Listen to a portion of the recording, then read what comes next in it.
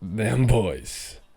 Them boys scrapping now, eh? So we're moving, dog. It's time to fight? Put your nukes up? Like the video, subscribe, and hit the bell down to the goals of the 13-month series. Doesn't get you, and you can stay notified. Greetings and salutations. I hope everyone is having themselves a mighty fine day. I don't have much to say because ultimately it was short again. And I feel like some of these chapters could have been conjoined and a little bit longer. I'm not sure if he's chopping it up because of some health issues. I heard he wasn't feeling the best or feeling well last week. But yeah, man. I gotta say, this connection was a cool technique. I like that, to like cut off the Shinsu connection that Gustang had to it or whatever, and he could like remove its Shinsu interconnectivity with whatever he doesn't want it to interact with.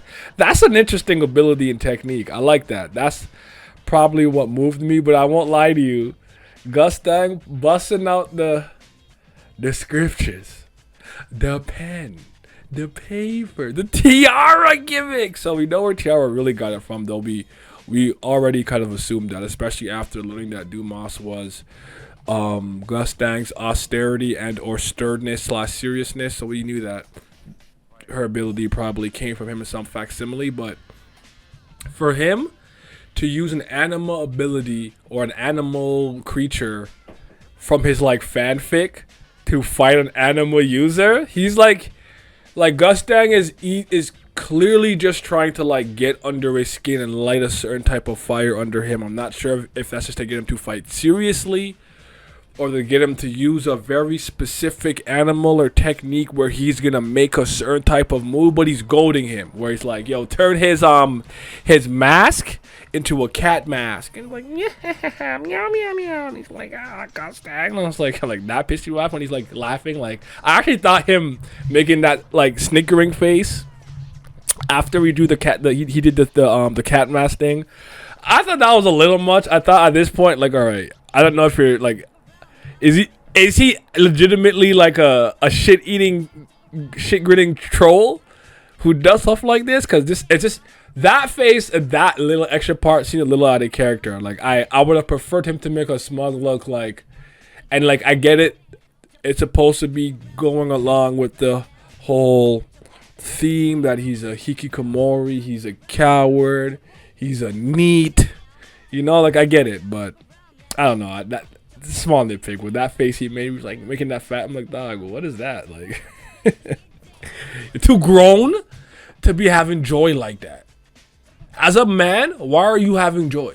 Anyways, but yeah, but honestly, they're just fighting.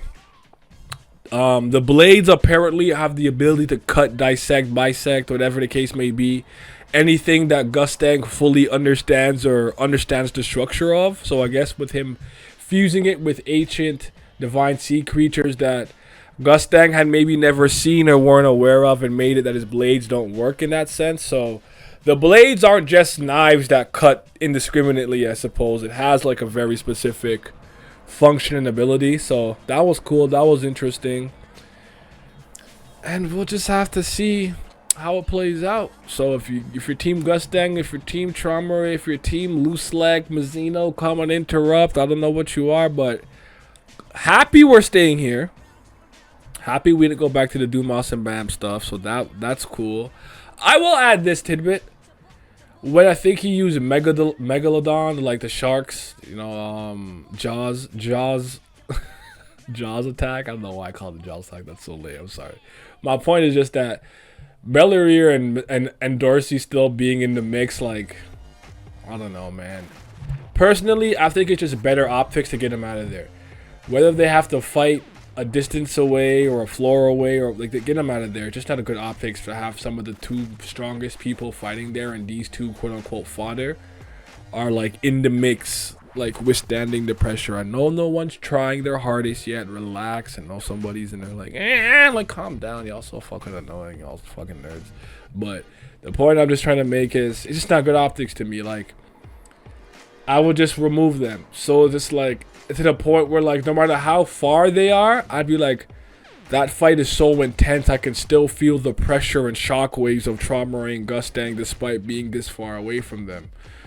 Cause I mean, I remember when Mazzino went loose like Flawed, and it forced two elders and Hodge and Sung to have to like back up even more than they were. And it's like with two family heads and people weaker than them, this is not happening. Like, and again, and granted, I'm not necessarily saying that like, well, I think Mazzino's stronger than everybody, but my point is just that sometimes just for the way it looks, you should just not have things be illustrated. Having Bam doing this, what?